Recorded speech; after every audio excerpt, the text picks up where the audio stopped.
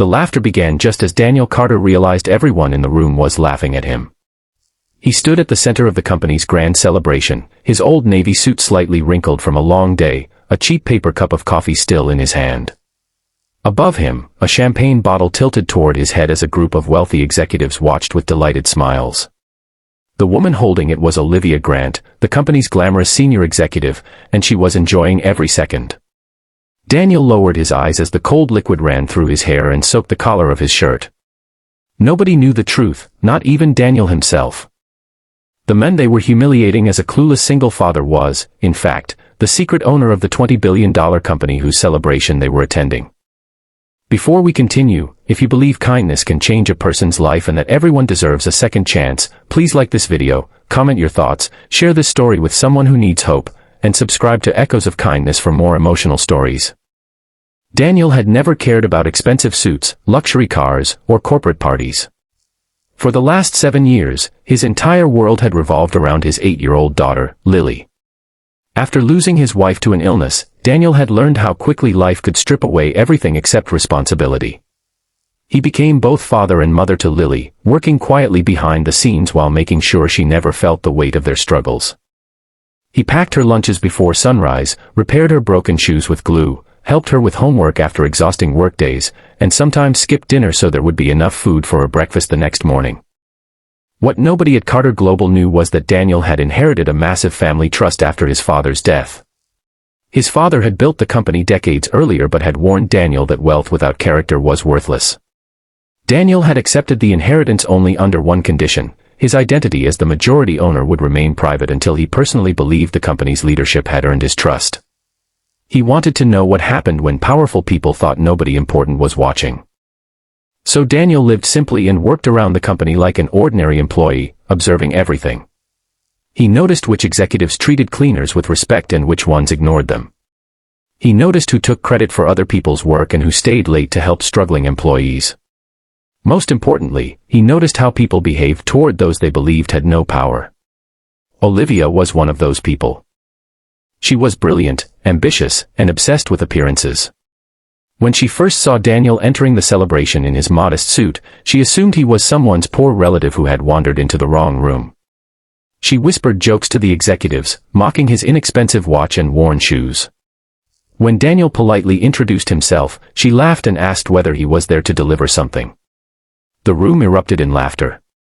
Daniel simply smiled. He had heard worse.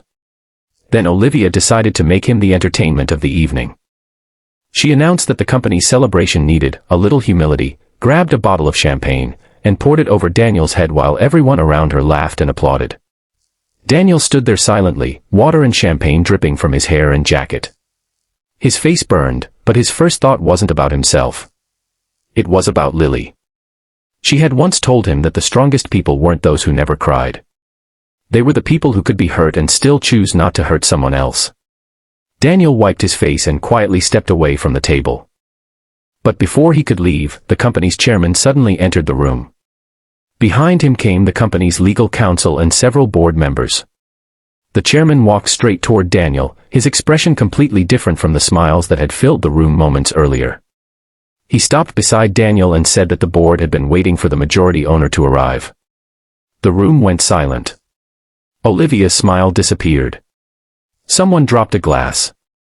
Daniel looked around, confused, until the chairman handed him a folder containing the official ownership documents. His name was printed across the top. Daniel Carter. Majority shareholder. Controlling owner.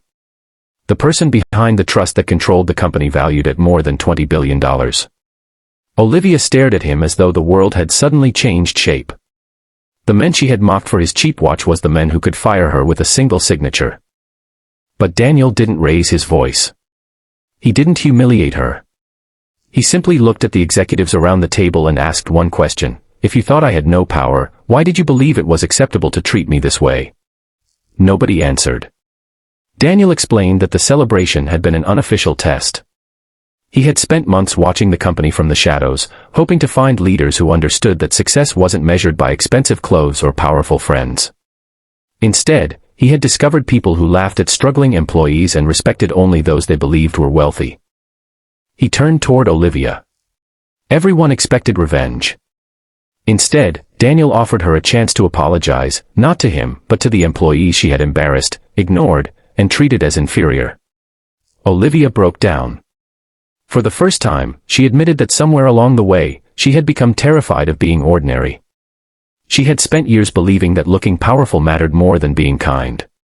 She apologized publicly, and Daniel accepted it, though he made it clear that forgiveness did not erase consequences. Several executives were removed from leadership. A new employee assistance fund was created.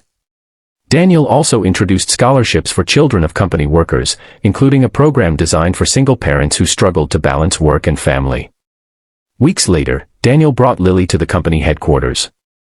She walked through the enormous lobby holding her father's hand, amazed by the towering glass walls and shining floors.